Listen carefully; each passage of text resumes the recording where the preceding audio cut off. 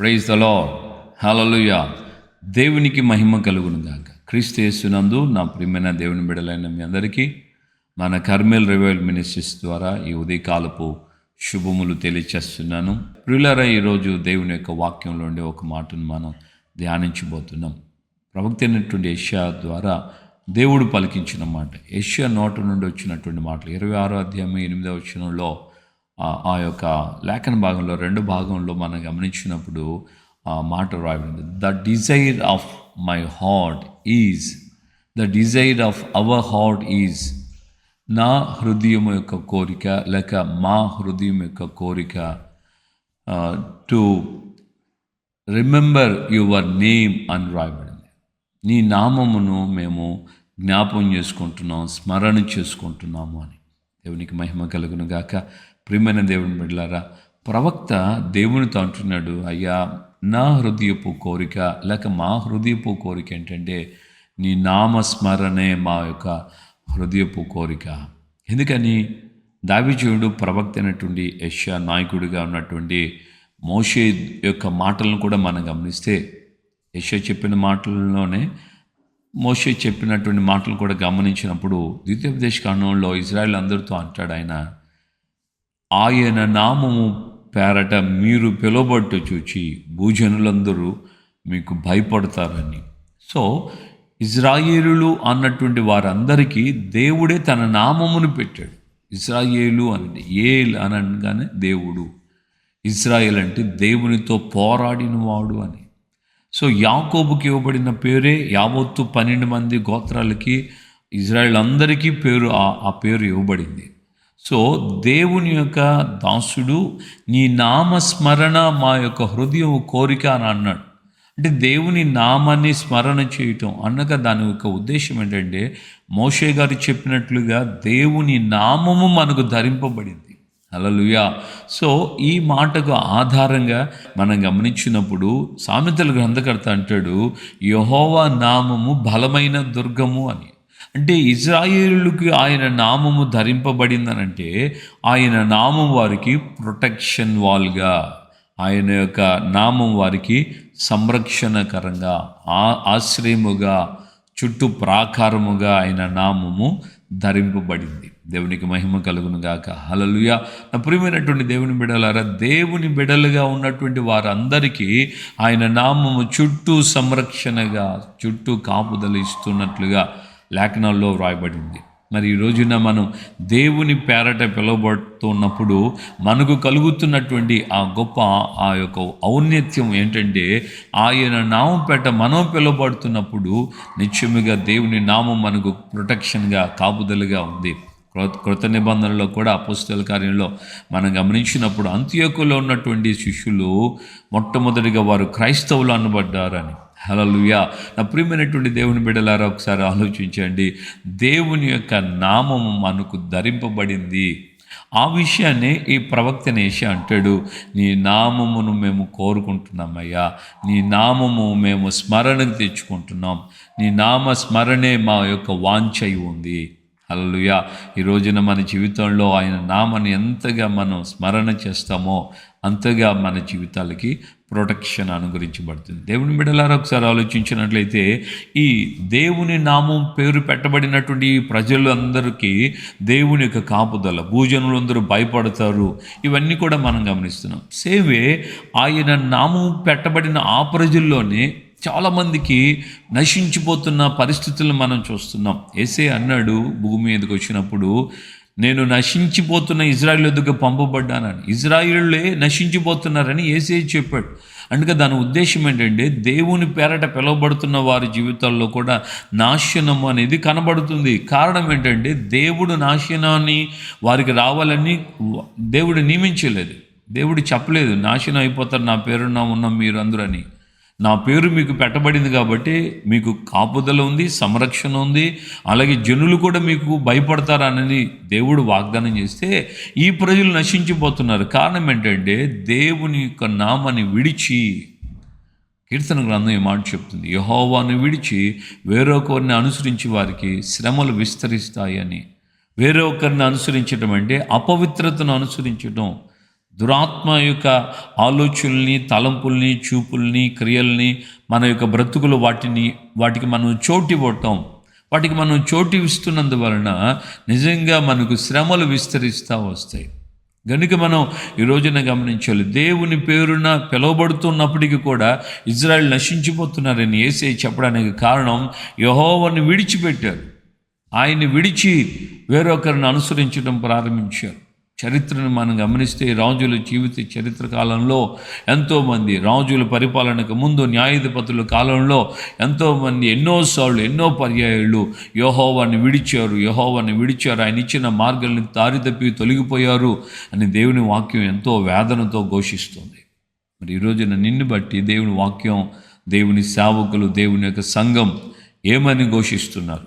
వీరు వాక్యమును అనుసరించేవారు అని చెప్పి నిన్ను గురించి వ్రాయబడిందా? వీరు నిత్యముగా దేవుని యొక్క వాక్యానుసారంగా ఆ మార్గాల్లో నడుస్తున్నవారు, ఆయన ఇచ్చినటువంటి ఆజ్ఞలను గైకొంటున్నవారని నిన్ను గురించి దేవుని వాక్యం చెప్తుందా? లేకుంటే నామకార్థంగా వీరు ప్రభువుని అనుసరించేవారు అని చెప్పి నిన్ను గురించి దేవుని వాక్యం చెప్తుందా? సో ఇజ్రాయెల్ నశించిపోవడానికి కారణం ఏంటంటే వారి జీవితంలో వారు చేసినటువంటి తిరుగుబాటు అని చెప్పక తప్పదు. దేవుని విడిచి వేరొకరిని అనుసరించటం ద్వారా, దేవుని బిడ్డలారా, అలాంటి పరిస్థితి దేవుడు వచ్చి వారిని వెదకి రక్షించి ఆయన యొక్క నామాన్ని ఘనపరుచుకుంటున్నారు. ఈ ఉదయకాలం ముందు మనం గమనించాలి, ఆయన నామమును ప్రవక్త యెషయా చెప్పినట్లుగా నీవు కూడా నువ్వు హృదయపూర్వకంగా చెప్పాల్సిన మాట ఏంటంటే, అయ్యా నీ నామమును మేము స్మరణ చేస్తున్నాము, నేను కోరుకుంటున్నాను నీ నామాన్ని. మా యొక్క హృదయపు వాంఛ ఏంటంటే నీ నామాన్ని మేము కోరుకోవటము.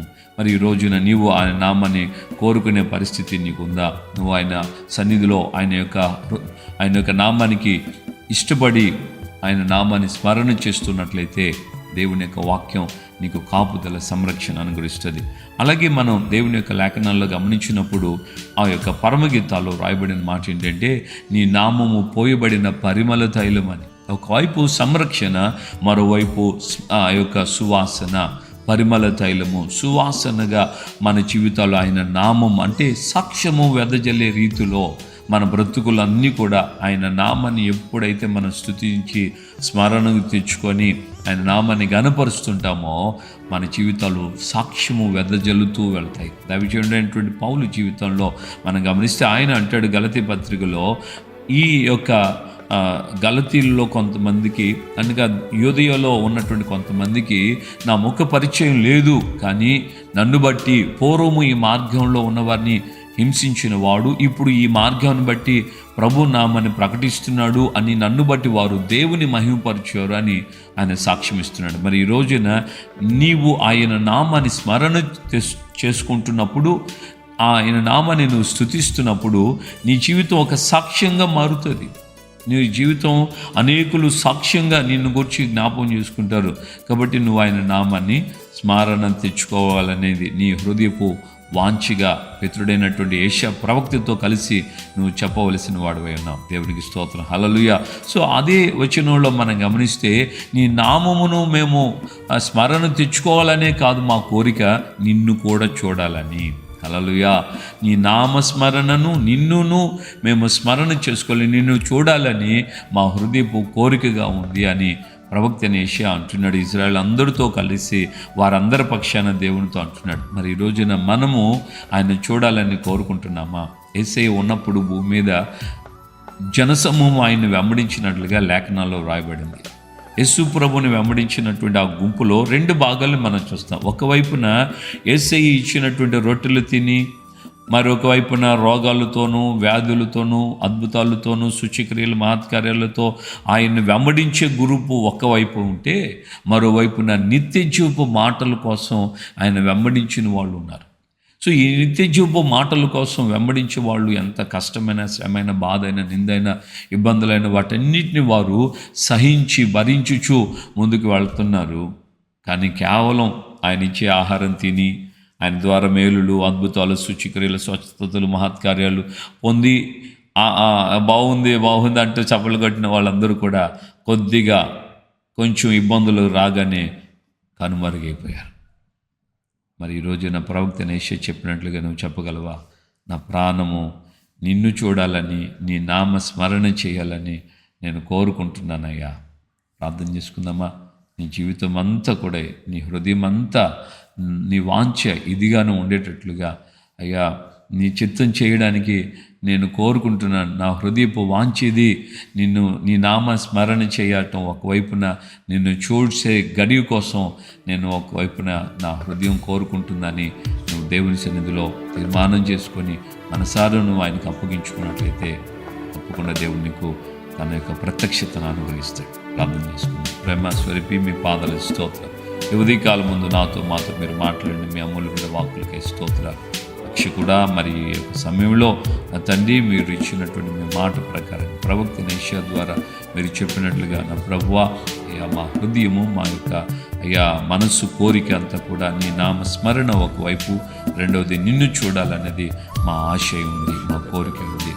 కలిగిన ప్రాణాన్ని తృప్తిపరుస్తానన్నది మీ వాగ్దానం. కాబట్టి మీ మాట చొప్పున ఈ రోజున ఎంతమంది అయితే నాయన నిరంతరం మీ నామాన్ని స్మరణ చేయాలని కోరుకుంటున్నారో, అలాగే ఎంతమంది అయితే ఒక రోజున మిమ్మల్ని చూడాలని ఆశపడుతున్నారో వారి యొక్క నాయన హృదయపు వాంఛను మీరు అయ్యా కృపతో నెరవేరుస్తూ మీరు సహాయం వచ్చేయండి. మీ ఘనమైన నామమును మహిమ తెచ్చుకోండి. చాలిందేడుగా ఉండి కార్యాలు చేసి ఘనత, మహిమ, ప్రభావాలు పొందమని నిత్యముగా ప్రతి కన్నీళ్లు తొడవబడునుగాక, ప్రతి వ్యాధి బాధలు మీ నామస్మరణలో నాయన కొట్టివేయబడునుగాక.